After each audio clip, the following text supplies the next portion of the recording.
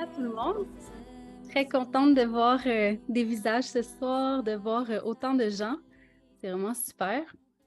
Pour ceux qui ne me connaissent pas, je suis Erika, cofondatrice de Madame Levary. Et je suis vraiment super honorée de pouvoir être là ici ce soir avec vous pour une 32e édition de la Table Rouge. Ça commence à en faire pas mal de savoir qu'on a pu partager. Moi, j'ai beaucoup appris dans les dernières années. Et ce soir, on est à notre 32e édition. Fait que, on s'offre ça ensemble. Et ce que je trouve la chose la plus précieuse, finalement, qu'on s'offre, c'est du savoir. Parce qu'on ne se le dira jamais assez. Le savoir, ça.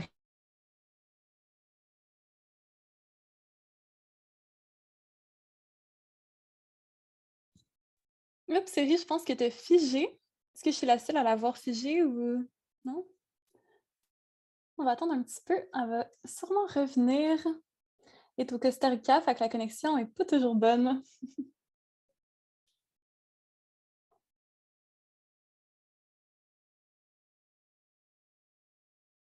Eri, est-ce que tu nous entends?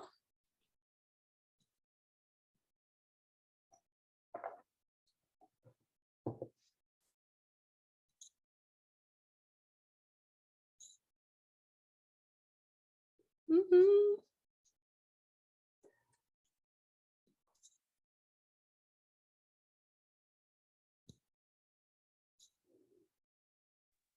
Bon, ce sera pas bien long. Problème technique, la joie des événements sur Zoom.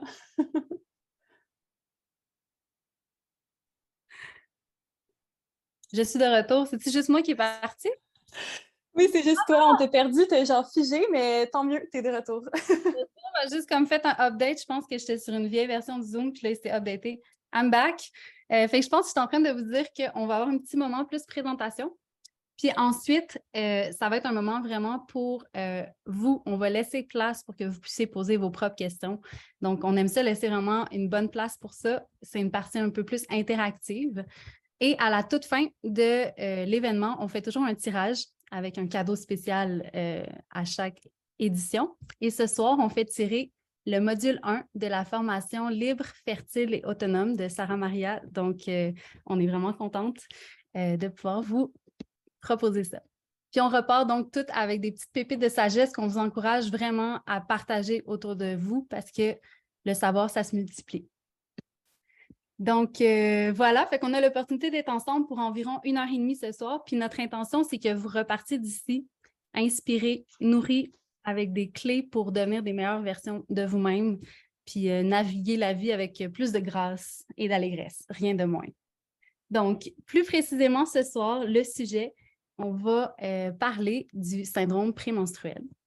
Et j'ai l'impression que plusieurs d'entre nous vivent cette phase du cycle-là assez difficilement, ou en tout cas de façon rocambolesque. Je parle pour moi, je sais que c'est très émotionnel et mental, les challenges que je vais avoir, mais que ce soit aussi des symptômes physiques, des crampes, fatigue, une faim d'ogre ou des symptômes émotionnels plus dépressifs, stress, irritabilité extrême. Moi, en tout cas, je me reconnais. Je ne sais pas s'il y en a d'autres qui se reconnaissent, mais on va aller vraiment trouver des clés, des trucs et des astuces pour mieux vivre ce moment-là. Fait que je crois sincèrement que c'est vraiment quand on se retrouve en communauté qu'on peut se sentir aussi moins seul. C'est déjà comme un immense soulagement. Donc, Sarah Maria va être là pour nous partager ses trucs d'herboriste, sorcière, et pour nous aider donc à soulager les symptômes naturellement. Fait avant de jump in, je vais vous donner juste quelques petits détails techniques. On adore voir vos visages, le visage de notre communauté. Donc, merci à celles qui osent mettre la caméra. Sérieusement, ça change vraiment quelque chose pour nous en tant qui anime ou qui parle. On a vraiment plus l'impression que c'est dynamique, c'est stimulant. Fait que même si vous êtes en train de manger ou plier du linge ou whatever, vous êtes vraiment invité à mettre vos caméras si vous le pouvez. Évidemment, c'est une suggestion et vous n'êtes pas obligé. Et deuxième chose que j'aimerais vous dire, c'est que le chat, il est là pour nous. OK? On a tous des parcours de vie, on a tous des skills, on a tous des trucs, des podcasts, des livres qui nous ont aidés along the way. Fait que ce qu'on vous propose, c'est que durant la présentation, s'il y a un sujet qu'on parle, puis vous dites « Hey, moi, ça, tel lien, ça m'a aidé » ou utiliser le chat, c'est vraiment un moment pour comme se partager entre nous à l'intérieur de la communauté nos trucs puis nos astuces. Fait que ça rend le tout encore plus riche. Donc, voilà. C'était ma petite intro. Puis avant qu'on rentre dans le sujet, j'ai une dernière announcement à faire. Je ne sais pas si celles qui nous suivent, il y a probablement des gens ici qui nous suivent juste depuis peu. Donc, en fait, j'aimerais vous parler d'un programme qu'on vient de lancer qui s'appelle le programme du flux libre instinctif. Qui ici, je vois vos faces, là, est-ce que vous avez entendu parler du flux libre instinctif, juste à main levée? OK, nice, j'aime ça. Parfait. Donc, on lance la première académie du flux libre instinctif. C'est une première au Québec. Qu'est-ce que ça veut dire, le flux libre instinctif? En fait, c'est une façon de développer une conscience pour pouvoir relâcher le flux menstruel aux toilettes plutôt qu'avoir besoin d'une protection. Donc, il y a une théorie maintenant qui a été développée, il y a des pratiques, il y a des trucs concrets qui nous permettent, après 3, 4, 5 cycles, de développer cette conscience-là. Et au terme de ça, 80% du flux menstruel, on est capable de l'évacuer aux toilettes, ce qui veut dire qu'on a beaucoup moins besoin de protection. Et pour moi, c'est vraiment quelque chose qui a comme changé ma relation avec mon cycle. Je trouve ça complètement avant-gardiste. Puis comme au début, je trouvais ça un peu fou de dire, OK, on peut vraiment apprendre tel qu'on apprend à un enfant de quand ta vessie est pleine, tu vas aux toilettes. C'est la même chose avec le sang menstruel. Physiologiquement, c'est différent, mais il y a plein de trucs qu'on peut développer. Donc, bref, on a lancé ça. Il reste 5 jours pour s'inscrire. Pour celles qui sont intéressées, on va juste mettre le lien dans le chat. Je trouvais ça super important de faire une annonce parce que je pense que c'est vraiment, on est comme en train de partir une petite révolution. Puis mon feeling, c'est qu'en ce moment, le flux libre instinctif, c'est vraiment quelque chose qui peut parler. On n'en entend pas vraiment parler, c'est nouveau. Mais en France, c'est quelque chose qui est de plus en plus connu. Puis je pense qu'au Québec, dans 2 ans, il va y avoir plein de monde qui vont parler de ça. Les médias, il va y avoir des influenceurs qui vont en parler. Fait qu'on est un peu à l'avant-garde de tout ça. Donc, voilà, si ça vous intéresse, allez regarder, mettez le lien dans une page, puis après la table rouge, allez regarder ça. C'est vraiment une belle opportunité. Fait que, sans plus tarder, je vous présente notre invitée de ce soir, qui est Sarah-Maria Leblanc, une herboriste thérapeute qui est spécialisée en santé des femmes et qui est aussi une praticienne psychosociale. Depuis 15 ans, elle accompagne des personnes avec un utérus à retrouver leur santé puis leur équilibre hormonal dans une approche intégrative puis une gynécologie holistique. Donc, c'est une vraie, puis ça, je la connais aussi personnellement, c'est une vraie geek, une vraie geek des hormones féminines puis de la nature, puis elle tisse des chemins de reliance entre la nature et finalement nos hormones féminines.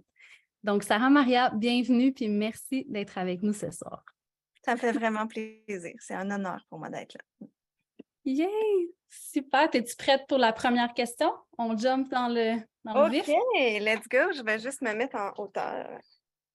Puis, by the way, je ne sais pas si je suis la seule, mais je trouve le code de Sarah-Maria vaut la table rouge de ce soir. Juste pour ça, ça valait la peine de venir. Là, ça vêtement d'herboriste. C'est génial. C'est des plantes, puis des... Oui, c'est des fleurs. Oh, Le brodé. Ouais. vraiment beau. 10 sur 10. Yeah! Première question pour toi, Sarah. On va commencer juste par déconstruire les clichés sur le SPM. Donc, c'est une de nos passions là, chez Mme Levary, puis je pense une des tiennes aussi dans ton approche féministe. Donc, pourquoi le terme SPM est-il patriarcal selon toi? C'est ça. Alors, moi, je déteste le terme SPM. Encore plus la pathologie qu'on appelle EPDM. DPDM, dysphorie. Parce que, en fait, c'est un syndrome. Hein? Quand on parle de syndrome, on parle d'une maladie. Hein? Le syndrome du côlon irritable, le syndrome de ci, le syndrome de ça. C'est une pathologie, c'est une maladie. Fait que juste là, il y a quelque chose qu'on vit, qu'on va parler ensemble, qu'on vit, qui peut être des inconforts, qui peut être des sensibilités, qui peut être, bien sûr, parfois extrêmement souffrante. Puis je ne veux pas du tout banaliser l'expérience souffrante de certaines personnes lorsqu'elles vivent la phase prémenstruelle. Sauf que le problème, ce n'est pas la phase prémenstruelle en soi, c'est le monde dans lequel on la vit. C'est le monde patriarcal dans lequel on la vit, puis sa vision de cette phase-là, qui fait qu'ils ont jugé bon de voir ça comme une maladie, puis de mettre ça même dans le livre, là, le manuel de psychiatrie, là, comme un dérèglement comme une pathologie. Fait que si on adopte une autre vision, ben, ça ne devient plus un syndrome. On peut appeler ça, il y a une chercheuse féministe qui a appelé ça l'exacerbation prémenstruelle. Moi, j'aime beaucoup ça, exacerbation. Parce qu'exacerbation, c'est quoi dans le fond? C'est l'intensification. C'est quand on met la loupe sur quelque chose, quand on augmente, quand on intensifie. C'est ça que ça veut dire exacerber. Fait que de cette façon-là, on sort de la médicalisation de la santé des femmes, puis on fait juste dire ce qui se passe pendant les prémenstruations, ça peut augmenter. En tout cas, je vais en parler plus tard, mais bref, on augmente ce qui existe déjà. Il n'y a pas de maladie, il n'y a pas de quelque chose qui nous tombe dessus comme par hasard. C'est juste les hormones qui font leur job. Comme la grossesse, ce n'est pas une maladie, comme la pénopause, ce n'est pas une maladie. C'est juste des phases de notre vie de femme. Puis on apprend comment les surfer. Mais le problème, c'est qu'on n'apprend pas ça dans notre société. Puis voilà. Donc, c'est pour ça que je trouve qu'il faut changer de vocabulaire, il faut changer de perception pour ne pas se sentir malade. Mais c'est sûr que quand on se fait renvoyer le miroir que, voyons, tu es dans tes SPM, non, c'est sûr que c'est ça. Fait que voilà, c'est de juste changer de perception par rapport à ça.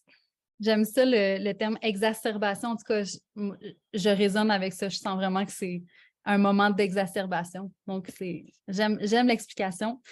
Puis, donc, si on regarde l'exacerbation, la phase prémenstruelle, qu'est-ce qui se passe concrètement dans notre corps au niveau de nos hormones, puis comment ça affecte nos émotions? Bien, pour ça, je vous ai fait un petit PowerPoint, puis je pense que ça serait le fun d'avoir des images pour cette phase-là, fait que je vais partager, si ça vous va, mon écran. Fait que voilà. Alors, je vous présente estrogène et progestérone. Regardez comme ils sont belles, avec des beaux cristaux, on dirait des petits bonbons. Tu sais, il y avait des petits bonbons comme ça avec des réglisses noires, puis tout ça quand on était petite, moi, ça me fait penser à ça. Donc, estrogène et progestérone, c'est les deux hormones qui sont finalement les plus évidentes et qui agissent le plus sur nous au niveau des hormones sexuelles pendant notre cycle, OK? Puis là, je ne vous ferai pas un cours de biologie de secondaire, mais ce qui est important de savoir, c'est que l'estrogène, on va faire comme si vous ne saviez pas, puis si c'est de la répétition, ben, on a toujours besoin de réentendre ces choses-là. Pendant la première phase du cycle, donc jusqu'à l'ovulation, c'est l'estrogène qu'on voit en bas. C'est l'estrogène qui va, on voit qu'elle est en gris sur le petit graphique ici, qui va monter. OK? Puis l'estrogène, elle est plutôt un stimulant du système nerveux central. C'est une hormone qui nous fait aller de l'avant. C'est une hormone qui nous habituellement, c'est une hormone qui donne de la joie. Donc, on l'aime habituellement, cette hormone-là. Et ensuite de ça, on voit qu'après le jour 14, là, dès le jour 14, elle baisse, elle chute. Chaque personne est différente. On n'a pas toutes exactement le même graphique, on n'est pas des machines, mais pour cette personne-là, elle a baissé, par exemple, dès le jour 15-16. Des fois, elle baisse vraiment juste au jour 14, ça dépend de chaque personne. Mais bref, elle baisse après le jour 14, puis après ça, elle va remonter un petit peu pendant la phase lutéale, puis elle va rebaisser. Fait que déjà, on voit que cette hormone-là qui nous donne de la joie, elle baisse. Elle chute dramatiquement, tu sais. Puis, des fois, c'est vraiment dramatique d'ailleurs. Puis, l'autre hormone, c'est la progestérone, qui est magnifique, là, vraiment là-dessus, je trouve. Puis, la progestérone, on voit qu'elle est presque nulle pendant cette phase folliculaire, donc le début du cycle jusqu'à l'ovulation. Puis là, tout d'un coup, wouhou, elle prend une super montée pendant la phase lutéale. La phase lutéale, ça veut dire la deuxième phase après l'ovulation, donc avant les menstruations. Puis, c'est vraiment le royaume de la progestérone. Fait que la progestérone, elle prend le plancher pendant ce temps-là. Puis, c'est le mix de baisse d'estrogène et de montée de progestérone qui va faire en sorte que ça intensifie, ça exacerbe certaines choses. Il y a aussi d'autres choses, par exemple, les ballonnements. Par exemple, les ballonnements, la rétention d'eau. Ça peut être quand il y a moins d'estrogène. Des sensibilités dans les seins. Ça peut être aussi dû à plus de progestérone. Fait que, il y a différentes choses qui vont être reliées à l'estrogène et la progestérone. Fait que je vais vous parler juste un peu de la progestérone, qui est une hormone dérivée du cholestérol, puis qui est une matière première, qui est un précurseur de différentes hormones. Mais on ne s'en va pas là-dedans ce soir. Mais je voulais vous rappeler que progestérone, ça ressemble à progestation. Parce que c'est quoi qui est là dans les 3 premiers mois de grossesse, quand on est en début de gestation? C'est la progestérone. Fait que souvent, pendant les 3 premiers mois de grossesse, celles qui ont eu des enfants, vous pourrez en témoigner, c'est les premiers mois qui sont les plus difficiles, dans lesquels on se sent le plus fatigué, dans lesquels on se sent le plus émotive, etc. Puis là, je parle de auberge chauffage. Je vais revenir à ça. Ça ne sera pas long. C'est qu'en fait, ce qui est vraiment merveilleux, puis ça, c'est grâce à la symptothermie qu'on sait ça. Donc, la symptothermie, c'est une façon d'observer les signes de notre corps pour se connaître, pour la contraception ou pour la conception. Mais grâce à la symptothermie, quand on prend notre température, on sait qu'à partir de l'ovulation, notre température va augmenter. Ça, c'est parce que la progestérone, elle veut la progestation. Elle veut favoriser la vie. Parce qu'à chaque mois, le corps, tu sais, la vie, ce qu'elle veut, c'est la vie. La vie, elle veut faire de la vie. Fait que notre corps, à chaque mois, il fait comme si. Il fait comme si il y avait eu quelque chose qui s'était passé. Il y avait un ovule qui avait été fécondé. Ça fait que il construit la peau intérieure de notre utérus, l'endomètre. Il la construit avec l'estrogène. L'estrogène a construit la charpente de l'auberge. Puis la progestérone, elle va venir plutôt amener les réseaux pour nourrir un futur bébé, puis augmenter le chauffage pour être sûr que s'il y a de la vie, elle soit qu'on faut. Fait qu'elle augmente le chauffage de l'auberge. Puis c'est comme ça qu'on est sûr qu'on a ovulé après l'ovulation parce que le chauffage reste haut dans notre corps, tout simplement. Donc, voilà, c'est une hormone, ça, c'est ce qui se passe là de façon biologique.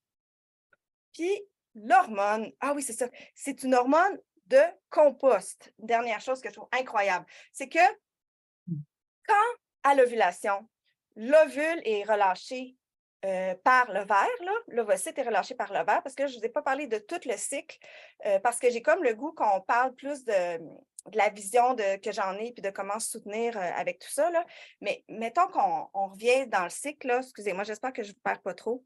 Ça va? Non, on te suit, Sarah. Okay, c'est bon, c'est bon. Fait, vous voyez ici, avec la phase folliculaire au début, il y a les estrogènes qui font développer les follicules. Les follicules qui sont comme nos œufs, hein, qui en a 15 à 20 à chaque mois qui se développent, tout sous l'effet de l'estrogène. Puis là, vous voyez que les follicules, ils sont enveloppés d'une petite cape, d'un petit manteau, quoi. Et quand il y a l'ovulation, l'ovocyte est relâché. Et là, cette cape-là, elle reste vide. Hein? Bien là, elle reste vide, puis elle se ratatine et elle devient jaune, d'où le nom de corps jaune. Ça, c'est comme la seule chose que j'avais retenue de mes cours de bio de secondaire, corps jaune, mais je ne comprenais rien de ce que ça voulait dire. Mais le corps jaune, c'est ça qui fabrique la progestérone. Wow. En fait, les follicules là, qui se développent, ce que je ne vous ai pas dit là, de trop haute aussi, c'est que l'estrogène, l'hormone de vie, OK? L'hormone de genre woohoo, party, elle est fabriquée par les follicules. Les 15 follicules, ils sécrètent de l'estrogène. C'est eux qui font de l'estrogène. Puis après ça, l'ovocyte est relâché. Puis c'est là que la progestérone est fabriquée par le corps jaune, la cape qui se ratatine, puis qui fait la progestérone. Donc, si on pense à ça, la progestérone, c'est une hormone de compost. Puis c'est ça qu'elle fait pour nous. Elle aide à composter les choses, elle les intensifie leur odeur, leur look, pour leur permettre de se transformer. Voilà, j'arrête ici, je fais une petite pause ici. Parce que moi, je trouve ça vraiment le fun. Autrement dit, c'est comme si tu es en train de montrer que la biologie, biologiquement, qu'est-ce qui est en train de se passer, le fait qu'on est en train de composter dans la période prémenstruelle, on est en train biologiquement de composter le petit manteau Fait qu'on composte biologiquement, puis on peut composter dans notre tête toute la marde qu'on a accumulée durant le mois. Donc, c'est un miroir finalement. En tout cas, moi, c'est de même, je le vois. C'est exactement ça. Ça met la table pour ce que je vais dire Wow. après. Ouais. Parfait. OK, super. Puis comment, je sais, ben, tu lui as répondu un petit peu, mais tu sais, dans le fond, là, on a compris qu'est-ce qui se passe concrètement dans notre corps, puis au niveau de nos hormones, puis comment ça affecte nos émotions. Y a-t-il d'autres choses que tu vois en termes d'irritabilité? Je sais pas. Y a-t-il d'autres choses? Exactement ça. Ben, exactement ça, c'est que la progestérone, elle ne fait pas juste, mettons, tout ce que je vous ai raconté. Quand je dis elle intensifie les choses, c'est qu'elle nous rend plus sensibles. Elle nous rend plus sensibles. Elle exacerbe. Donc, s'il y a quelque chose qui ne va pas depuis 2 mois, 3 mois, 6 mois, 1 an, 3 ans, 10 ans, 15 ans, s'il y a quelque chose qui ne va pas, bien, puis que là, avec l'estrogène, on est toutes « Aïe, wouhou, tout va bien, non, non, non, non, non. » Mais la progestérone, elle va prendre le dossier qui est en dessous de la pile, puis elle va le mettre par-dessus avec un gros néon flash rouge pour qu'on n'ait pas le choix de le voir. Donc, ce que ça va faire concrètement, c'est qu'on se sent plus sensible. Si on est plus déprimé sur quelque chose, on va être plus déprimé. Si on est plus fatigué, on va être plus fatigué. Puis si on est plus irritable, on va être plus irritable. Bon, ça, c'est un peu simpliste. Il y a comme d'autres choses à savoir que, par exemple, si pendant notre phase prémenstruelle, pendant les EPM, on a vraiment le goût d'arracher la tête à tout le monde, il y a possiblement une possibilité que notre foie, il y a de la misère à métaboliser les hormones ou on a trop de xénoestrogènes. Ça, c'est comme tout un autre sujet, les xénoestrogènes. Je pourrais revenir dans un an pour parler de ça. Les xénoestrogènes, c'est tout ce qui c'est des fausses hormones qui perturbent notre système endocrinien. Puis, dans mon expérience clinique, c'est un des principaux problèmes de la santé des femmes. Fait que, si on commence par déjà faire une détox des estrogènes, j'en parlais plus tard, mais ça aide beaucoup pour l'irritabilité, puis si on soutient le foie. Ça, c'est vraiment, quand là, on n'a pas tant que ça de déprime, on est surtout vraiment irrité tout le temps, à chaque fois avant nos menstruations. Il faut qu'on se questionne sur l'état de notre foie. Bref, fait que ça, mais ça peut quand même exacerber les choses de l'irritabilité parce qu'on n'a pas l'estrogène pour cacher ça, pour faire notre high, puis la progestérone augmente notre sensibilité. Donc, tout ça. Puis après ça, ben, c'est sûr que là, il y a des choses plus spécifiques comme les ballonnements, comme je disais, qui vont être causés par une diminution des estrogènes. Il y a des seins, souvent les seins douloureux, les seins vraiment sensibles au toucher. Ça va être la progestérone qui va faire ça, comme au début de la grossesse. Ça peut faire ça. Par contre, vas-y. Juste, il y avait aussi, tu parlais de la rétention d'eau, puis je ne sais pas si je suis la seule, mais moi, j'ai l'impression, je ne sais pas si c'est juste une impression parce que je n'ai pas de balance pour vraiment me peser, mais j'ai vraiment l'impression que je pèse 10 livres de plus, genre, dans ma période prémenstruelle. Aussi, je mange plus, j'imagine, mais j'imagine qu'il y a quelque chose, ma sensation, c'est que je suis comme vraiment comme le double de mon 16. Oui, vraiment. Ben, en fait, moi, je pèse littéralement 10 livres de plus à chaque fois. Quand je ne prends pas soin, là, mettons, là, puis que je ne fais pas tout ce qu'il faut, parce que je suis humaine, ben, je pèse vraiment 10 livres de plus. Fait que ça veut dire que c'est vraiment, vraiment la diminution des estrogènes qui va faire ça. Puis le ratio estrogène-progestérone fait ça aussi, là, la rétention d'eau. Mais oui, ça fait ça. Puis l'appétit, ça aussi, la progestérone augmente l'appétit. La progestérone augmente l'appétit. Puis, l'estrogène, là, je vous shoot plein d'infos, j'espère que vous avez vos notes, que quelqu'un note, mais l'estrogène aussi, elle joue sur la glycémie. Quand on a moins d'estrogène, quand on a une estrogène plus basse, on a une glycémie, donc notre taux de sucre dans le sang, qui est un peu plus débalancé, qui est dur à balancer. Fait que souvent, on peut avoir des sentiments de vouloir vraiment manger du sucre, puis après ça, on mange du sucre puis on est fatigué, tu sais. Fait que ça, c'est parce qu'on a un petit problème de glycémie avec notre estrogène. Puis, c'est ça. Il y a aussi... Ouais, voilà. Non, mais c'est super. Ça me fait penser aussi, tu sais, là, on parle de l'exacerbation puis l'espèce d'irritabilité puis une fatigue qui arrive avec la progestérone. Puis, j'ai, dans mon expérience, puis avec plusieurs personnes qui ont eu la même expérience, souvent, moi, je vais avoir toute ça, l'irritabilité, la baisse de fatigue, puis genre, quelques jours avant mon cycle, c'est comme si j'ai comme un autre pic d'estrogène. Je ne sais pas si c'est de l'estrogène, mais là j'ai plein d'énergie, puis je veux faire du sport, puis là, je suis comme « wouhou », puis là, j'ai mes menstrues. Tu sais, c'est comme Puis j'ai remarqué que ça arrive vraiment en pattern, puis je me demandais si c'était quelque chose que tu avais vu, puis Bien, on va normal. regarder le PowerPoint. Attends, on va revenir. Attends. Regardez comme l'estrogène, elle augmente. Mais tu sais, là, elle, dans ce cas-là, c'est plutôt au jour 20 à peu près, là. Ouais. Mais ça, tu sais, c'est ça. Fait que ça peut être simplement l'estrogène qui augmente. Mhm. Puis aussi, il y a la progestérone qui diminue.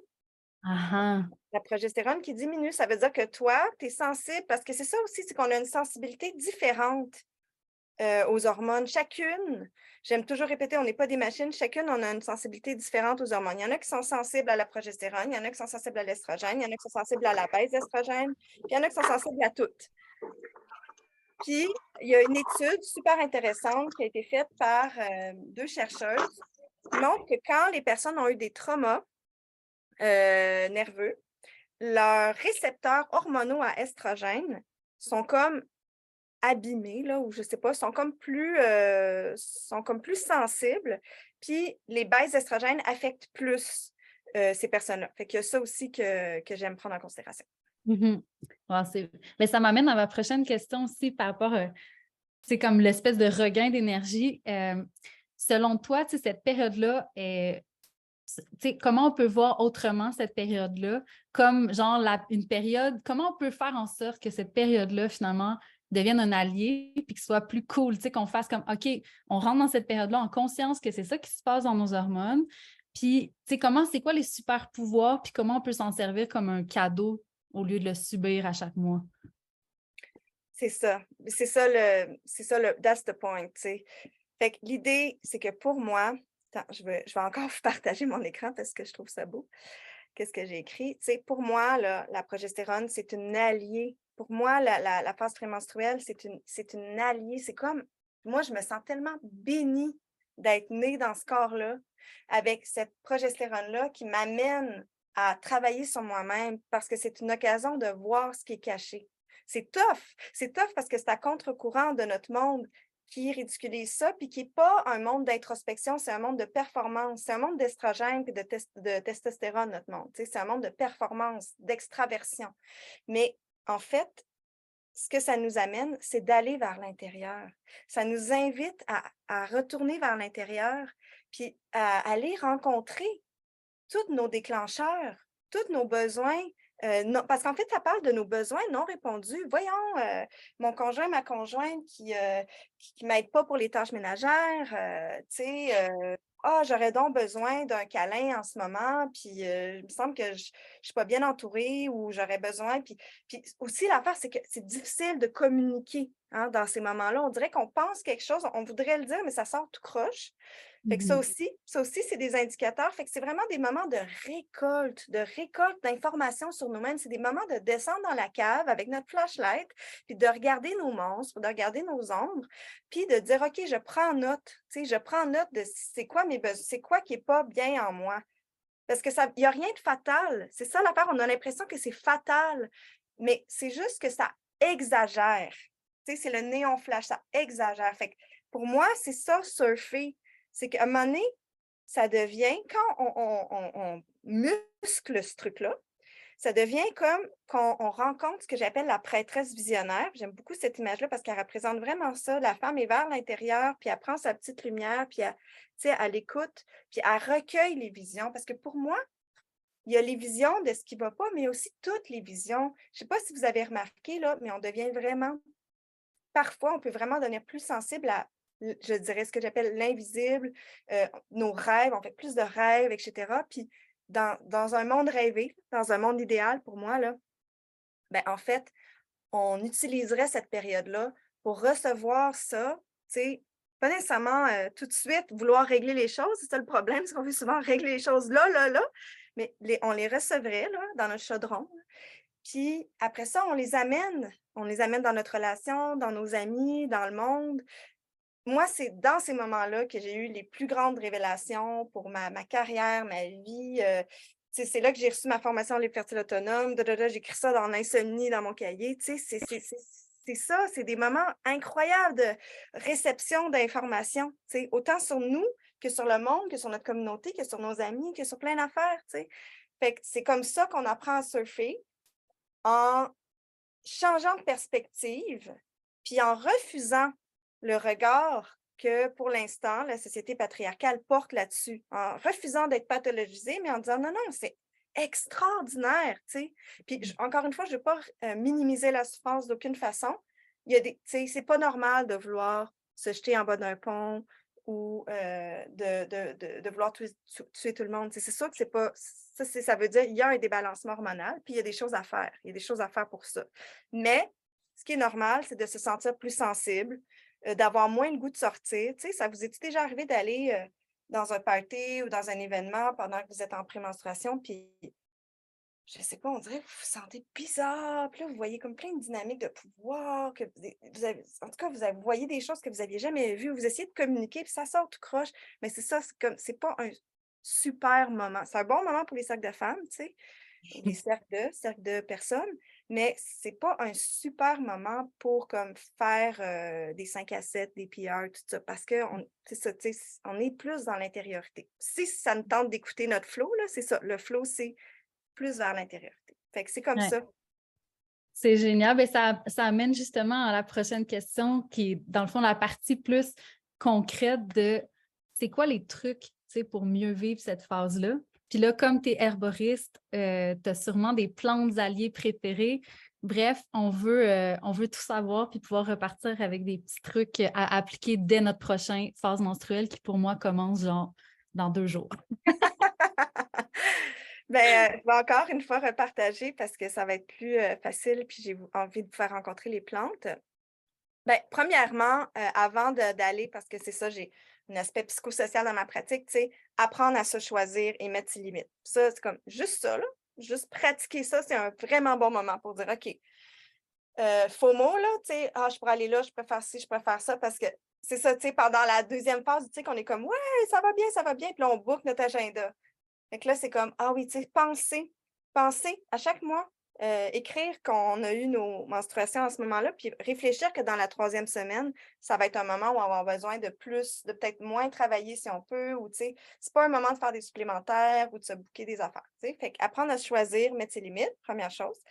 Le sommeil, hein, il y a plusieurs études qui montrent que le sommeil a vraiment un impact sur l'intensité des inconforts prémenstruels.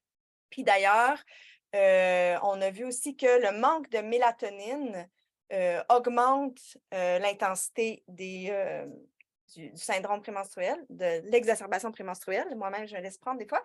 Et ça veut dire aller dehors, tu sais, aller dehors le matin pour prendre du soleil. C'est là qu'on reçoit le plus la mélatonine du soleil. Fait, aller dehors le matin, juste comme 5 minutes, 10 minutes, recevoir du soleil pour aider à mieux dormir. Parce que je sais pas, moi, c'est ça mon gros enjeu de la vie, le sommeil. Et c'est là, tu sais, avant la phase prémenstruelle, c'est sûr que c'est facile que ce soit ça qui débarque. Fait, prendre soin du sommeil, boire de l'eau, ça l'aide beaucoup aussi, c'est nono, mais je le vois avec mes étudiantes, mes clientes, l'augmentation de consommation d'eau, probablement parce que ça aide à mieux excréter les hormones, une hypothèse, là, je ne sais pas, mais ça aide vraiment beaucoup. Puis l'augmentation d'exercice physique aussi, ça aide beaucoup pendant cette période-là. Puis après ça, l'alimentation, les courges, les patates douces, le gingembre, les grains entiers, ça, c'est des choses qui viennent stabiliser, hein, enraciner. Souvent, il y a comme trop de feu à ce moment-là, on va trop dans la tête, ça vient grounder. Puis, pardon, comme je disais tout à l'heure, protéger le foie. Donc, protéger le foie, ça veut dire, même si on a le goût de boire du vin, de manger de la pizza puis de la poutine, puis manger full chocolat, ben, le chocolat, c'est correct. Je vais vous en parler pourquoi. Mais ça dépend quoi, là. Mais tu sais, du chocolat, 80%, c'est bien correct. Mais c'est le pire moment pour le faire. C'est le pire moment parce que c'est le foie qui métabolise les hormones. Puis c'est là qu'il y a de la job. Là, il métabolise estrogène, progestérone. C'est là qu'il y a de la job. Fait que là, on y en rajoute, puis ça empire les choses. Fait que c'est essayer c'est sûr, travailler en amont pour faire en sorte qu'on n'ait pas le goût de manger plein de junk, mais essayez des fois de faire le petit pas de dire « Ah, tu sais, je vais lui donner un break ce soir. » Fait que ça, c'est une des premières choses. Après, les suppléments, ça, je vais vous l'envoyer là, je vais le donner, je vais vous le donner si vous voulez que vous puissiez les noter, les dosages, là, mais il y a des études, là, 50 000 UI. Nous autres, on prend notre 1000 UI. Là, ben là, moi, ça fait des années que je prends des 4000 UI, mais souvent, c'est juste 1000 UI de vitamine D. Mais il y a une étude sur des adolescentes avec des 50 000 UI par semaine ça avait vraiment drastiquement diminué leurs symptômes prémenstruels. Fait que ça, vraiment, la vitamine D à haut dosage, la vitamine B, particulièrement B6, probiotiques. I3C, c'est de l'indole 3-carbinol. Dans le fond, c'est les brocolis, la famille des brocolis qui aident les estrogènes à se détoxifier, que j'avais déjà dit. Fait que ça, c'est au niveau plus complément. Puis après ça, on est rendu aux plantes. Est-ce que vous voulez faire une pause avant qu'on aille aux plantes? Non, c'est bon, j'aime ça. Puis je veux juste faire un mini dire, j'ai oublié de le dire en intro. Gabrielle, si tu veux faire un petit coucou, Gab, c'est notre super scribe durant la table rouge. Donc, pour que vous n'ayez pas à genre être là puis prendre full de notes, mais plus en mode genre enjoy le moment puis d'écouter. Nous, on va vous envoyer un recap après chaque table rouge. Gab prend des notes. Puis en plus, Sarah Maria a fait la présentation, puis elle nous a permis de pouvoir vous la partager. Donc, ça va faire partie de tout ça. Fait que juste pour que vous soyez plus relax, de comme « Oh merde, j'ai pas vu le dosage », vous pouvez relaxer. Puis merci Gab de faire ça pour nous. Voilà. Je vais continuer avec les plantes alliées. Donc, les merveilleuses plantes alliées. Il a fallu que je fasse des choix parce que j'avais j'avais pas le goût de courir pour vous les présenter. Mais, fait que ça a été dur, j'en ai comme enlevé de mon PowerPoint, mais c'est ça. Fait que la première plante que je suggère toujours quand on a un déséquilibre hormonal, quand on a une phase prémenstruelle difficile, c'est l'achillée. Regardez comme elle est lumineuse. Juste ça, là, comme en petite parenthèse, on raconte, il y a une des histoires sur l'achillée, qu'on raconte que c'était une étoile.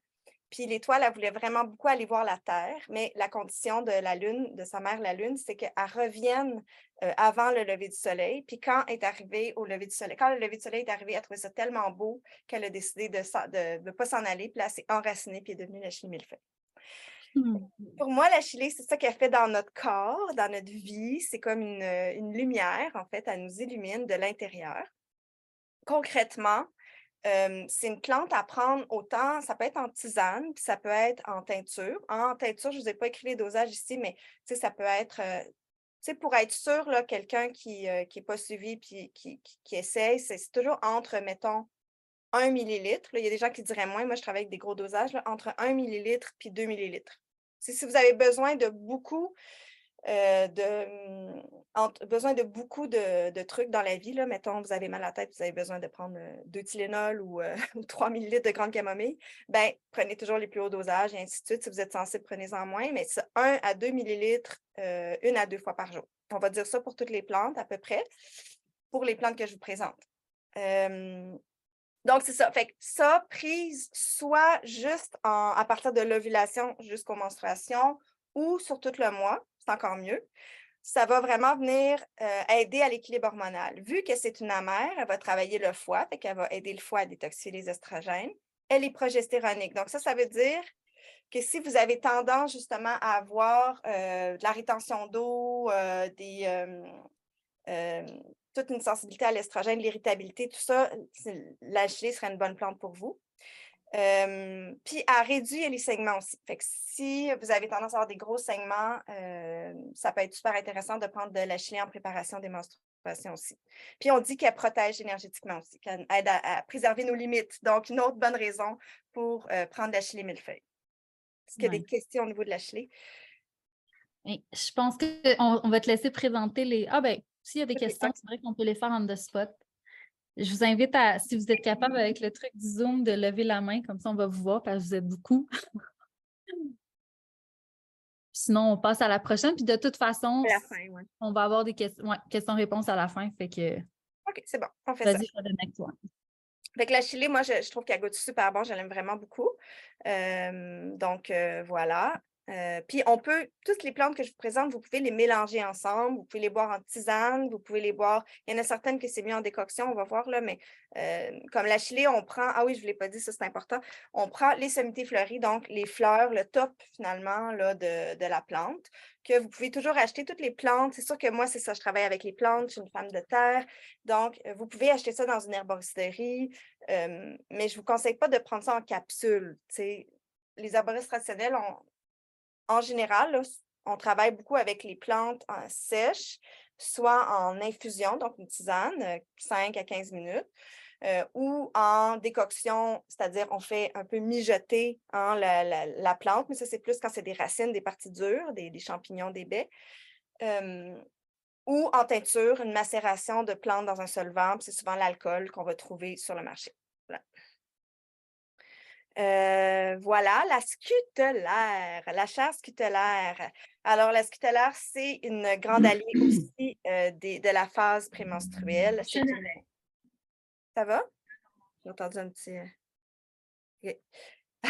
Ouais, Euh, c'est bon.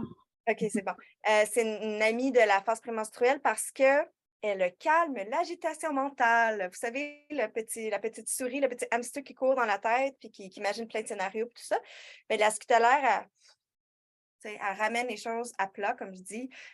C'est une anxiolytique. Donc, elle calme les émotions fortes. Fait que ça, c'est vraiment une plante extraordinaire qu'on peut prendre pas juste le soir, on peut prendre le jour. Pour des rares personnes, ça endort le jour, mais c'est très rare. Puis c'est à grande dose qu'elle devient sédative. C'est pas une sédative, là, même s'il y a des gens qui disent qu'elle est sédative, elle n'endort pas. Mais c'est sûr que si tu en prends des grandes doses, elle va t'endormir. Des grandes doses, mais ce n'est pas vraiment une plante calmante, c'est une plante anxiolytique. C'est un peu différent. Mais c'est sûr que par contre, elle va t'aider à calmer le mental avant de t'endormir. Ça, c'est sûr. Si tu arrêtes, tu es dans ta tête, elle va calmer ton mental. C'est certain. Fait que c'est vraiment la plante à prendre pour comme. Tu sais, si ça va quand même bien dans ton corps, tu n'as pas des palpitations, t'as pas, mais c'est juste que tu t'arrêtes pas de penser, la scutellaire, c'est vraiment la bonne plante pour toi. Il est arrivé à certaines personnes avec qui j'avais donné des gros dosages de scutellaire, des personnes qui avaient des problèmes de foie, déjà des personnes, 2 personnes qui avaient des problèmes de foie en 15 ans, qui ont eu une petite réaction à la scutellaire. Puis, fait que ça peut être, tu sais, en haute dose, dans certains rares cas, ça peut être hépatotoxique, mais tu sais, sinon, c'est une plante vraiment, vraiment douce, là. Fait que je vous le dis juste comme, mettons que vous avez la maladie de Gilbert, en fait. Peut-être éviter la scutellaire, mais sinon, c'est une super, super plante extraordinaire, merveilleuse, que j'aime beaucoup. Elle est plus efficace fraîche. Sèche, elle est plus calmante, justement, mais fraîche, elle est donc en teinture de, par exemple, de la clé des champs qui fait des plantes fraîches, elle est vraiment parfaite pour anxiolytique. Ensuite, la mélisse, que j'aime bien appeler mélisse complice. Là, aujourd'hui, sur Instagram, il y avait une de mes anciennes étudiantes de rythme féminin, une de mes formations qui me disait oh, mélisse complice, je l'utilise encore, je ne l'ai jamais oublié. Fait que c'est ça, tu sais, vraiment, la mélisse, quand on l'aime, c'est comme une amie pour la vie. Elle, c'est vraiment une calmante. Moi, je trouve que boire une tasse ou 2 de mélisse, c'est comme prendre une bière. C'est comme l'effet de tu sais, comme que le houblon donne là, un peu. Ça fait ça avec la mélisse. C'est comme tout se détend à l'intérieur. Puis, ben, c'est une digestive carminative. Fait que pour les personnes qui ont des ballonnements puis des gaz avant les menstruations, ça peut être une bonne chose en plus qu'elle est calmante. Donc, puis elle aussi, elle travaille vraiment dans la nuit, elle ouvre les portes du rêve, ce qu'on raconte, là, elle aide à rêver. Fait que même il y a des gens je me rappelle d'un de mes ex qui ne pouvait pas prendre de la mélisse avant de dormir parce que ça le faisait faire des cauchemars pour lui. C'est ça, mais ça fait rêver. Ça ne fait pas faire des cauchemars, lui, c'était ça, là. Parce que, tu sais, c'est ça, on n'est pas. Chaque personne agit différemment. Il y a des gens que je connais que la camomille et la mélisse, ça excite. Tu sais. Mais en général, c'est vraiment une plante calmante. Puis ça aide à rêver puis à se rappeler des rêves. C'est vraiment chouette. Puis la mélisse, elle est délicieuse. Elle goûte le citron, donc on peut la prendre en tisane. Je ne vous l'ai pas dit, mais en général, on dit une cuillerée à thé de la plante sèche par tasse. Ça peut aller jusqu'à une cuillerée à soupe, il n'y a pas de problème. Mais une cuillerée à thé, c'est ce qui est nécessaire. Puis voilà, fait que vous pouvez vous faire un mix des plantes qui vont vous parler le plus ce soir, les mélanger ensemble et les utiliser en tisane ou en teinture. Je bois un petit peu d'eau. J'ai-tu du temps encore? Oui, tu as du temps, puis je parlais, puis je t'ai mutée. J'allais dire juste que aussi pour celles là, que c'est un peu nouveau, là, toutes les plantes puis tout ça, il y a différentes places à Montréal ou même en région là, où on peut aller se faire préparer des petits sacs, exemple justement de mix de plantes, où vous pouvez faire votre mix, les acheter séparément puis les mixer ensemble. Mais juste, en tout cas, pour le peut-être Sarah, si tu as des cues là, pour comme où aller chercher les plantes après, peut-être ça pourrait servir une couple de personnes. Parfait, oui. Ben, déjà, je peux te dire, l'alchimiste en herbe, là, c'est à Montréal ma place préférée. Mais je donnerai des cues après dans le chat. C'est bon, parfait. Juste, j'ai vu une question passer sur la chilée qui dit que ça pouvait augmenter les saignements. La chilée, elle peut, c'est ce qu'on appelle une plante intelligente. Fait qu'elle peut s'adapter si la personne elle a vraiment des saignements trop courts. En ramenant de l'équilibre hormonal, elle peut ramener des saignements. Mais c'est jamais une plante, c'est pas une plante qui est fluidifiante sanguine. Oui, oui, en fait, oui, c'est une plante qui est légèrement fluidifiante sanguine, dans le sens qu'elle va travailler sur la circulation, mais c'est pas une plante qui va vraiment augmenter les saignements menstruels. Habituellement, c'est vraiment une hémostatique, c'est une plante qui arrête le sang. Par exemple, si on se blesse, on marche dans la forêt, je sais pas, on se fait un bobo, puis ça saigne, on prend de la chili millefeuille, on la mâche, on la met sur le bobo, ça l'arrête le sang. C'est une plante hémostatique. Donc, pas de peur avec le fait que la chili puisse vraiment augmenter les saignements. C'est pas la plante qu'on va prendre pour augmenter les saignements, c'est plus d'autres plantes comme l'angélique, par exemple. Le pissenlit, alors le pissenlit, c'est une de mes plantes préférées avec lesquelles je travaille vraiment beaucoup. Le cher pissenlit, si facile à trouver, hein, qu'on aime, qu'on n'aime pas, moi je l'adore. C'est la meilleure amie du foie. On utilise toute la plante est bonne. Moi, je travaille surtout avec les racines, qui sont quand même très faciles à enlever, très faciles à cueillir. Et qui sont délicieuses en passant, torréfiées à sec. C'est un bon remplacement de café. C'est vraiment délicieux. Puis il y a même une compagnie qui en fait déjà torréfié qui s'appelle Traditional Medicinals. Puis c'est un petit sachet, puis c'est super facile à infuser. Fin de la parenthèse. Le pissenlit, pourquoi je l'aime, c'est qu'il y a la propriété, imaginez-vous donc, de se lier aux métabolites toxiques.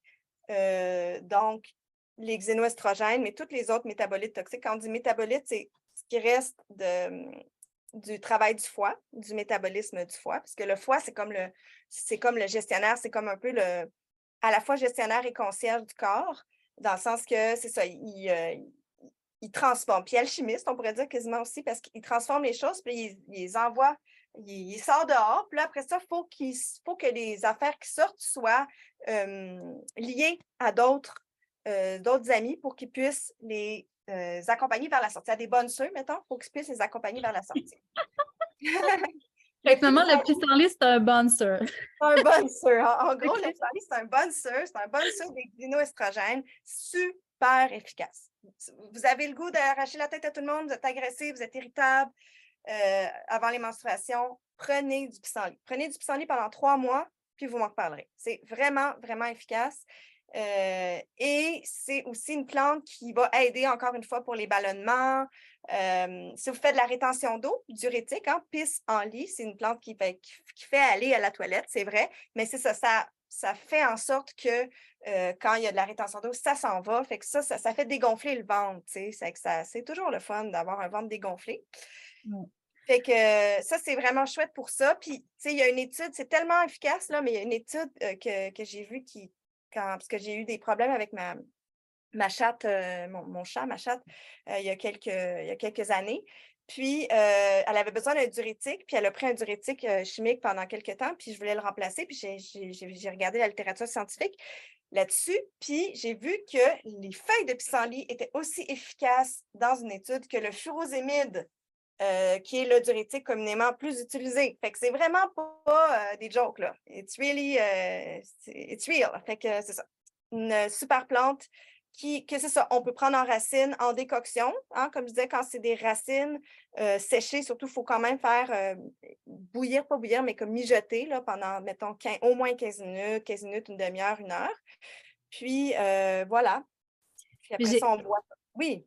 J'ai une petite question, Sarah, parce que tu sais, tu as dit, prenez ça pendant 3 mois, puis vous m'en redirez des nouvelles. Puis je me suis vue encore faire comme, ah, c'est vrai, 3 mois, tu sais, que les plantes, tu sais, ils travaillent profondément, mais sur un, tu sais, faut le penser plus long terme. Puis je sais pas si tu voulais dire quelques mots là-dessus, parce que je pense qu'on a beaucoup la culture, tu sais, du quick fix, là, de comme, OK, je prends ça, puis ça. Puis je sais que les plantes travaillent différemment, fait que, veux-tu dire un petit mot là-dessus? Puis, tu sais, la durée, 3 mois, c'est-tu standard pour avoir les effets? Tu sais, comment tu vois ça? Hey, merci, c'est une belle question, ça.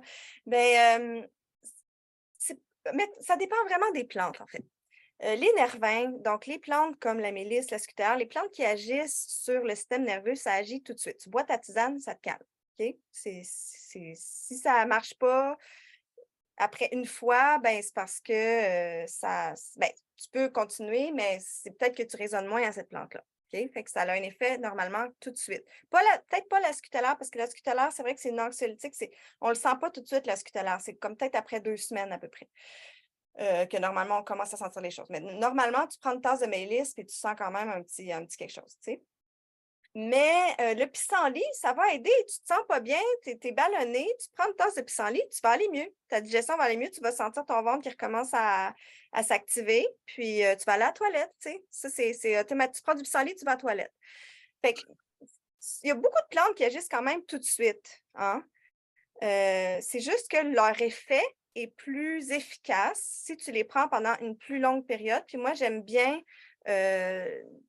3 mois. Je trouve que 3 mois, c'est comme un bon moment pour voir si une plante, elle travaille bien avec toi, pour voir si tu t'entends bien avec elle, tu sais?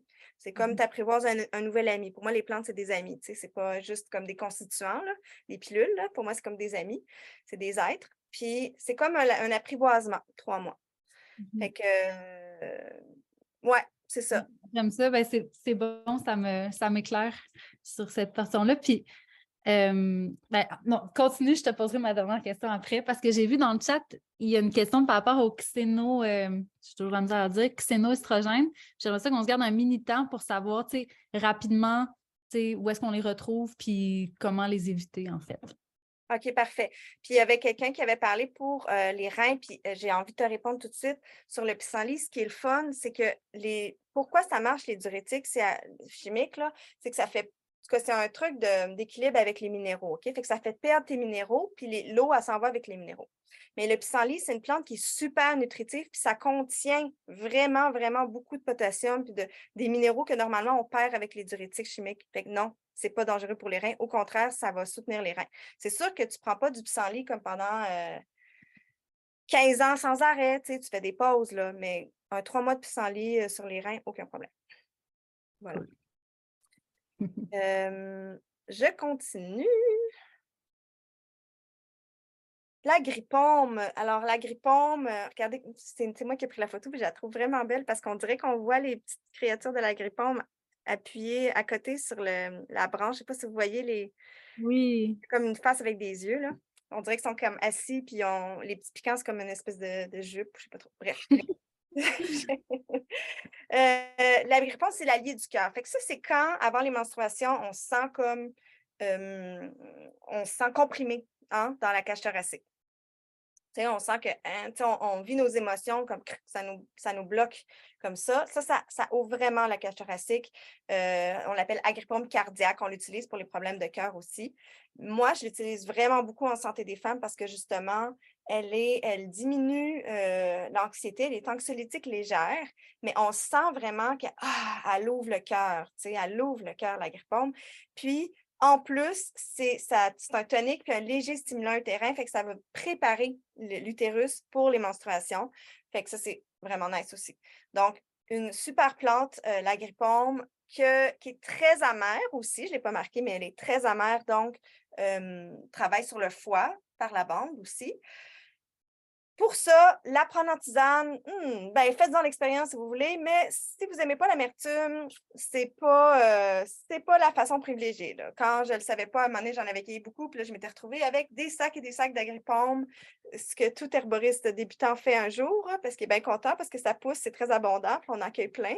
C'est dur à prendre en tisane. Fait qu'on la prend en teinture habituellement, l'agripaume. Ah, t'es mutée, Sarah. Excusez-moi.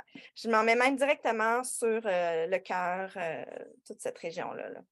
Nice. Puis finalement, je ne pouvais pas ne pas vous parler du Vitex parce que tout le monde prend ça. Quand quelqu'un a un problème avant les menstruations, les gens vont prendre du Vitex, c'est la première chose à laquelle ils vont penser. Puis ben, c'est pour ça que j'en parle, parce que moi, je ne trouve pas que c'est la première chose à laquelle penser. C'est sûr que dans notre culture, justement, de performance et de rapidité, on veut toujours qu'est-ce qui est le plus efficace rapidement. Puis je ne fais pas exception. Mais l'affaire avec ça, c'est qu'on ne travaillera pas en profondeur. Fait que ça dépend qu'est-ce qu'on veut, tu sais. Ça dépend qu'est-ce qu'on veut dans la vie. Moi, j'aime bien aller à la source des choses puis travailler en profondeur. Fait que le Vitex, je l'utilise super beaucoup dans ma pratique parce qu'il y a des femmes qui ont des fibromes, de l'endométriose, du syndrome des ovaires polykystiques, des affaires quand même plus corsées. Mais pour, comme, mettons, une période prémenstruelle plus difficile, je commencerais par essayer, mettons, l'achillée mélangée à des plantes comme l'amélis, la scutellaire, avant d'aller sur le Vitex. Ça, c'est mon... Parce qu'elle agirait, on n'est pas encore complètement sûr, mais elle agirait sur la glande hypophyse. Fait qu'elle agit directement sur la glande, tu sais, puis elle régule la communication. C'est ça qui est vraiment extraordinaire, là, vraiment puissante. Là. Elle régule la communication entre l'hypophyse puis l'hypothalamus, puis même nos ovaires. Là. Elle travaille sur cet axe-là de communication. Fait qu'elle est super. Elle a tendance aussi à allonger les cycles. Fait que si vous ne le saviez pas, souvent, elle va venir allonger les cycles puis diminuer aussi les saignements. Puis, elle prend quand même 3 mois à se stabiliser. Fait que ça se peut que le premier mois, ça soit encore pire quand on remet du Vitex, puis qu'après, ça se stabilise. Moi, ça m'avait fait ça la première fois que j'avais fait l'expérience avec le Vitex. Juste pour l'essayer, là, j'avais pas de problème. Là, je ne savais pas à quel point c'était puissant dans ce temps-là. Ça m'avait fait ça, puis ça fait ça à certaines de mes clientes. Donc, faut calculer que le Vitex, ça prend 3 mois à se stabiliser. Puis pour certaines personnes, ça peut aussi rendre les seins encore plus sensibles.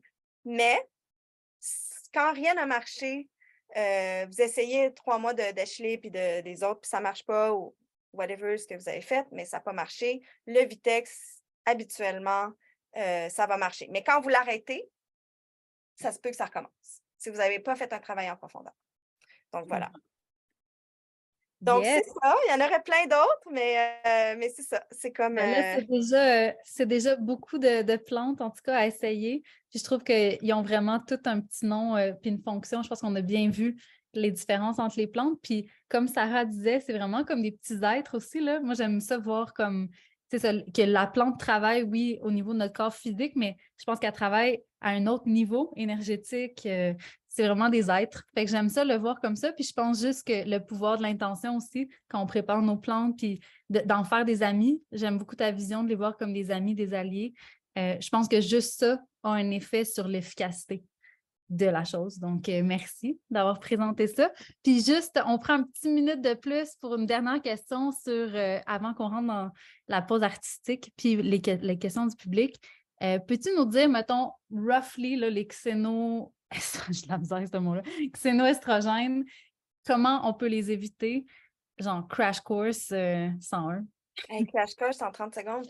Ben, les xénoestrogènes, déjà, c'est dans tout ce qui vient du pétrole. Fait que les plastiques. Tout ce qui vient du pétrole en général, donc tout ce qui est plastique. Fait que déjà, hein, il y en a beaucoup dans nos vies, du plastique, des bouteilles de plastique, les plats de plastique, les Ziplocs, nanana. Ça rendra, tu sais, mettons, vous mettez un plat de plastique dans le micro-ondes, là, ça, c'est comme vous venez de faire une belle tisane de xénoestrogène, mettons. Ou un saran wrap, juste mettre un saran wrap sur notre truc chaud. Ça, c'est comme, il y a des petites xénoestrogènes qu'on ne voit pas qui viennent pleuvoir dans la nourriture. Fait que ça, des fois, l'eau du robinet de ville contient, malheureusement, c'est super pour les bactéries. Ils ont vraiment des bons systèmes. Mais pour les médicaments et les xénoestrogènes, pas tout à fait. Fait que des anciens systèmes de filtration d'eau, ils n'ont pas ça dans plusieurs municipalités. Donc, on boit les xénoestrogènes parce qu'on boit les hormones des contraceptives, on boit les hormonothérapies de la ménopause, on boit les antidépresseurs en faible dose, mais ça s'accumule.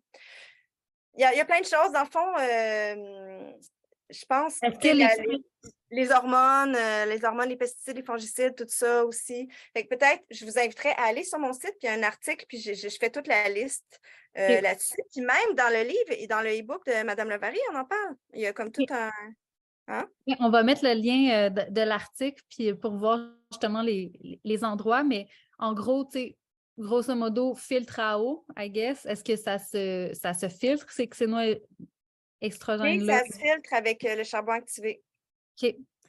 Fait que filtre à eau, éviter le saran wrap chaud sur ta lasagne encore chaude. Puis micro-ondes. Déjà, micro-ondes, je ne suis pas fan en général, mais pas de plat de plastique dans le micro-ondes. Puis moi, j'ai commencé à acheter tout ce qui est en vitre, là, les Non, Pierre. Tupperware en vitre. Donc, ça, c'est une façon. Y a-t-il d'autres petits trucs comme ça? Ben, Il y a plein d'affaires, là, tu sais. Je pense que, ouais, je un pense autre table rouge. ouais, il faut vraiment faire une autre table. Ça marche. Ben super, on est en temps. Je suis vraiment contente parce que ça va laisser place aux questions. Je vois qu'il y en a quand même plusieurs aussi dans le chat. Donc, j'ai envie de vous proposer d'aller directement dans la pause artistique. Pour celles qui sont nouvelles à la table rouge, on absorbe beaucoup d'informations dans la première partie. C'est comme on se fait blaster le cerveau avec plein de trucs. Et l'idée de la pause artistique, c'est qu'on prend un break de la tête, puis on fait juste comme sortir un peu du thème pour aller se rafraîchir. C'est comme on prend une petite douche pour être plus disponible pour la prochaine partie qui est les questions-réponses. C'est comme une façon de prendre un break, mais ensemble, d'une façon un petit peu plus ludique. Donc, pour aujourd'hui, je suis vraiment excitée parce que on reçoit pour la pause artistique le collectif Les Tisserandes, qui est un collectif écoféministe pour une prise de parole artistique dans l'espace public. Donc, elles font des slams, des chansons, des sketchs engagés et on a la chance de les avoir avec nous pour une petite présentation comme pause artistique. Donc, voilà, sans plus tarder, Sarah, c'est votre... Ah, as-tu bugué? Non, Non. non, fait que OK. faudrait épingler Corinne, Eve, puis Pachan, en fait, c'est ces personnes-là, les tisserandes avec moi. Parfait. Ah ouais, Allez, je l'ai. les alliés! Puis, ben, je vais laisser Corinne et Isa commencer, puis je vous rejoins. Yes. Gab, tu me diras si tu as besoin pour les piner. Bonjour. Yay! Je suis Vulvette. Et moi, je suis la guerrière Levary. Je ne sais pas si vous remarquez. On va vous présenter un petit slam. Yes! Merci! Vous êtes trop belle. Quand j'étais enfant, je me demandais souvent comment ça se fait qu'une fois par mois, aux toilettes, il y avait du sang. Quand j'ai posé la question, mon père fixait le plafond, il a dit tout bas, pointant en bas, ça, c'est à cause des menstruations. J'ai fouillé dans le dictionnaire, mais laissez-moi le dire, le petit Robert, pour mon titre d'interrogation, il n'en savait pas bien long. Puis là, c'est arrivé, la vie m'a transformée quand l'océan, à 14 ans, m'a poussé par en dedans. En guise d'initiation, ma mère m'a amenée à la pharmacie. Aujourd'hui, ça va faire, il est temps qu'on enseigne d'autres affaires parce que mon sang, c'est de l'or. Je veux respecter la terre-mère et honorer mon corps, ce temple-ci éphémère. J'ai cherché, j'ai creusé, j'ai demandé. Je me suis reliée, entourée, multipliée. Me suis centrée, puis aimée jusqu'à ce que je finisse par trouver des chercheuses curieuses, extatiques ou désespérées, en quête de sens, de puissance, de retrouver leur santé. Aujourd'hui, on est des centaines, nous sommes des milliers à repenser les façons de faire, à questionner et à avancer, à dire non à la productivité et de nos corps, à la standardisation, à s'informer. Au lieu de perpétrer des comportements périmés, à libérer, réinventer nos lunes, au lieu d'être menstrués. Moi, je libère mes menstruations, c'est assez. Je dis non aux tampons, chlorine, dioxine, plastique, pétrochimique. J'en mangerai pas, j'en fumerai pas. Pourquoi je m'en mettrais là? Dans mon temple sacré toxine, défense entrée mère terre m'en remerciera et ma muqueuse refleurira. Je n'irrite pas. Mes parois vaginales, je me nettoie. Je me sens animal, je donne aux plantes mes fluides sacrés et je ralentis mes activités. J'honore le sang qui s'échappe de mon corps à chaque mois. J'incarne la vie, j'accueille la mort. Mon utérus est un portail sacré entre les mondes. Je dois le protéger.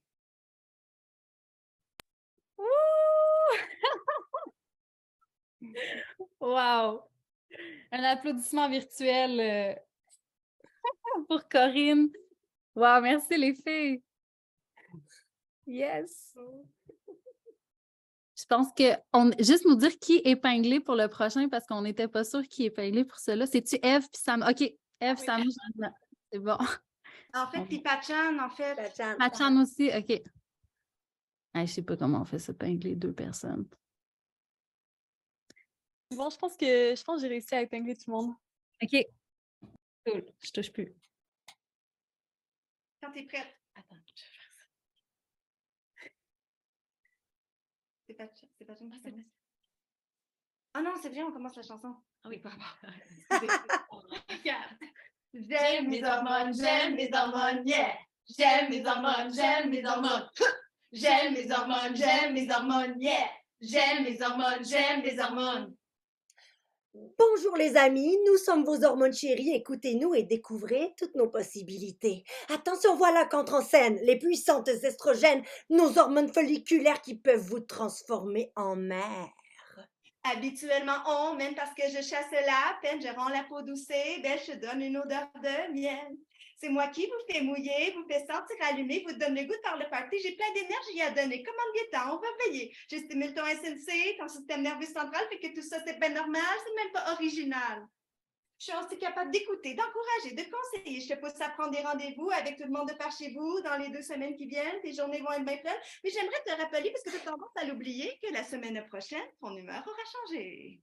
Ça fait que j'aime mes hormones, yeah. J'aime mes hormones, J'aime mes hormones, yeah. J'aime mes hormones. Deuxième partie du cycle, c'est là que ça se complique. Fait que tasse-toi l'estrogène, c'est moi qui entre enceinte. Je suis la progestérone, la plus trash de tes hormones. Moi, je suis la mal-aimée, on cherche toujours à m'éviter. J'intensifie tes ressentis, mais fais-moi confiance, ma chérie. Si tu apprends à m'écouter, je deviendrai une grande alliée.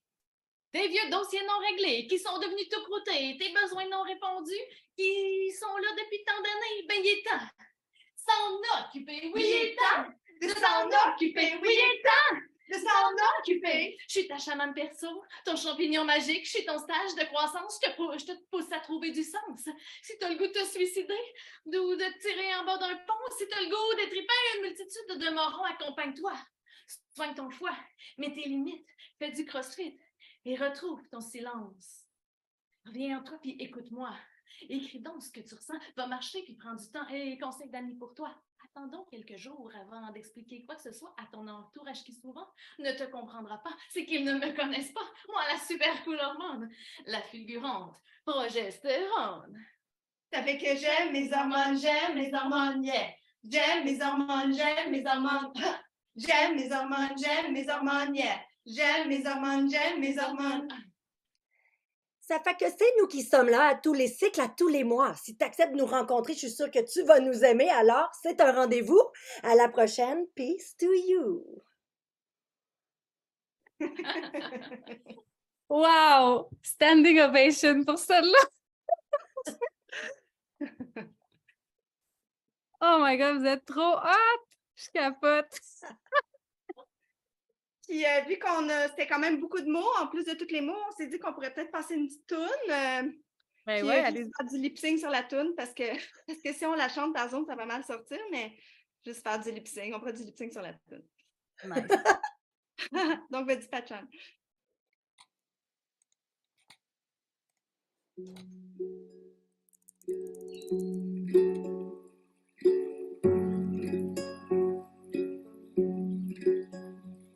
J'écume mes tourments et mes peines comme l'eau dans le sang de mes veines.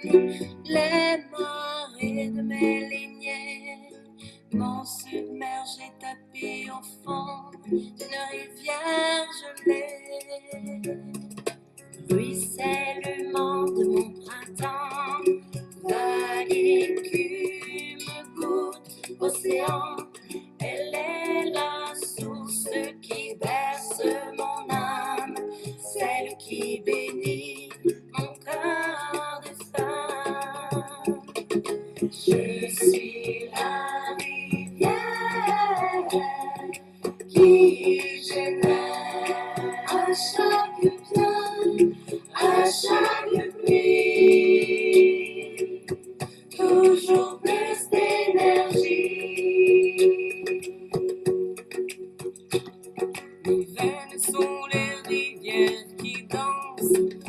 dessinant les courbes de mes frontières sur le territoire de mes offrandes. Elles sont gardiennes de mes prières. Les molécules transportent la mémoire. Tout ce que je sens s'imprime en toi. Quand je te protège et t'honore, c'est le dont je prends soin, c'est moi. Je suis la rivière qui génère à chaque plein, à chaque pluie, toujours plus d'énergie.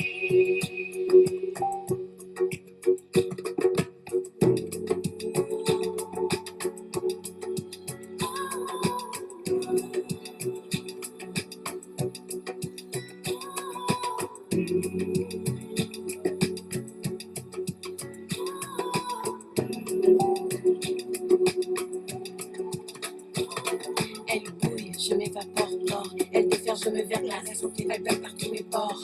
Elle me givre et je glace, clac. Puis je fends éclater, crac, crac. J'éclabousse, je suis mousse. Elle bouillonne, je tourbillonne. Torrent, cascade, marée courante qui me happe. Je dérape, me fracasse, trace, sillonne. 2000 gouttes, je suis la seule de mes prières. Je suis rivière, rivière, rivière, rivière.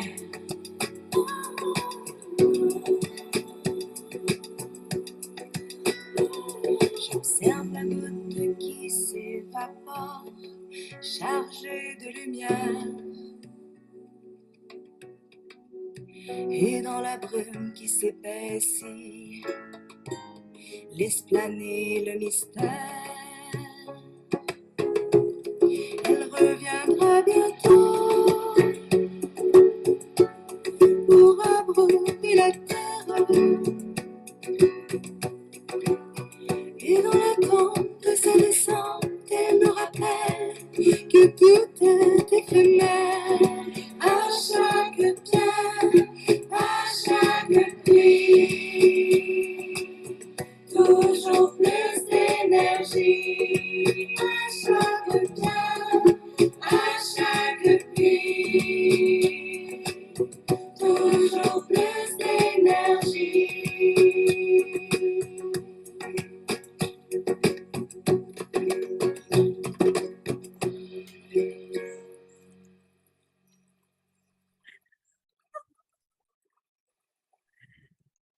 Grand applaudissement virtuel pour le collectif des Tisserandes. Hey, vous êtes tellement hot. J'ai envie de juste... c'est tellement fou là, comme, que vous me donnez comme espoir, puis les slams, puis à quel point ça a tout résumé, on dirait, la présentation d'aujourd'hui. C'est vraiment, vraiment, vous êtes hot, vous êtes game. Merci d'exister. Ça fait du bien de voir ça.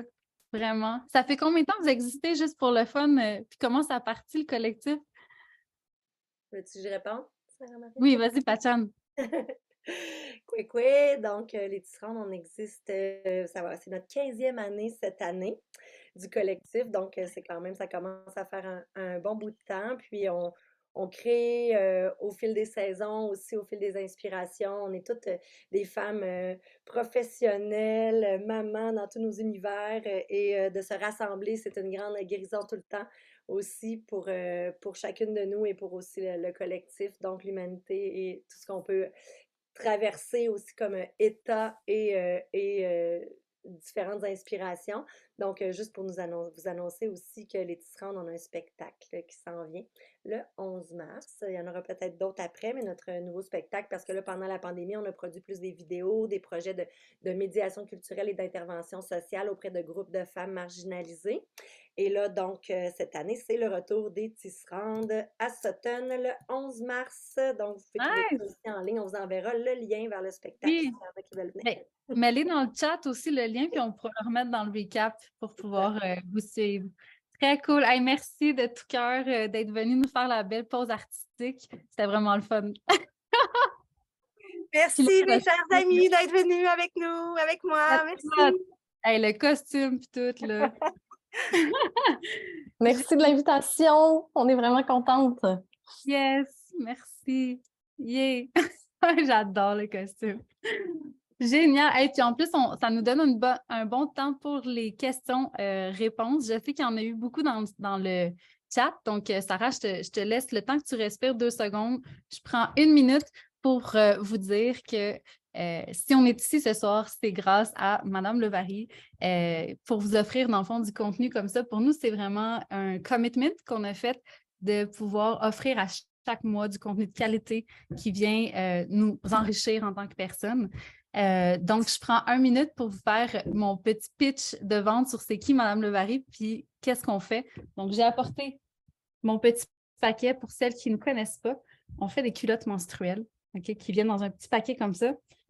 Et en 1 minute, la culotte ressemble à ça. Il y a une bande rouge. On aime beaucoup le rouge parce que ça nous rappelle finalement le rouge qui nous lie à toutes les femmes qui ont leur cycle à chaque mois. Donc, on n'est pas tout seul. Pendant qu'on a des menstruations, moi, ça me rappelle juste que, hey, il y en a plein qui le vivent en ce moment, puis je suis reliée à toutes vous. Bref, donc la culotte, comment ça fonctionne? C'est que porter seul, c'est l'équivalent d'un protège-dessous. Puis, ils viennent avec des pads. Puis chaque pad peut s'insérer à l'intérieur de la culotte et se changer au fur et à mesure de la journée, ce qui fait en sorte qu'on peut garder la même culotte toute la journée, mais changer le pad et ça devient comme, on revient au sec finalement, on revient à 0.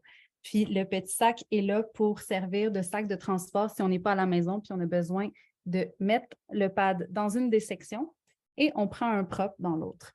Donc, voilà, c'était mon petit pitch. On ne fait plus de foire à cause de la pandémie. Donc, ça me manque de juste montrer la culotte, puis d'être là, puis d'expliquer tout le truc. Donc, je me suis dit que ce soir, j'allais vous faire une petite démo en mode live. Donc, voilà, c'était mon petit pitch. Si ça vous intéresse, en ce moment, on a une promotion au mois de janvier jusqu'au 31. Il y a 15 % de rabais sur toutes nos culottes. Donc, si ça vous intéresse, c'est vraiment un bon moment pour l'essayer. Donc, j'ai fini mon petit pitch de vente et Sarah, je vais laisser le micro en fait à Gabrielle qui va faire la modération des questions.